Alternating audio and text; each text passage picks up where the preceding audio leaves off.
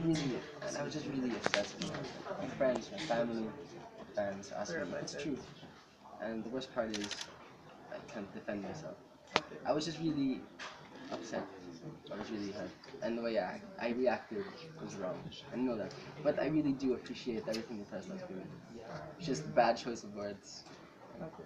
I made a mistake. It won't happen again. Nadine, anong support yung binibigay mo kay James when he goes through that kind of... Sometimes I give him a pep talk.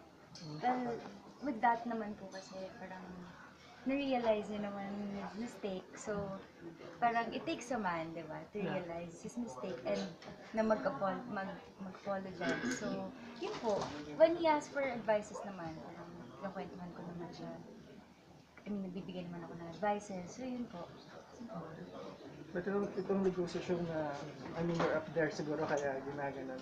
Especially now, you're very fortunate to have this project. Yeah, sometimes I forget like Kasi my position. So it happened so fast po kasi na parang hindi pa nagsisink in sa amin parehas na ay, nandun na pa. Kasi bilis, sobrang bilis po even sa akin minsan. Parang pagkasama ko yung family ko, magmamahal lang ako. Parang, oo nga pala, parang nangyari dahil ng patent, everything. So, yun po.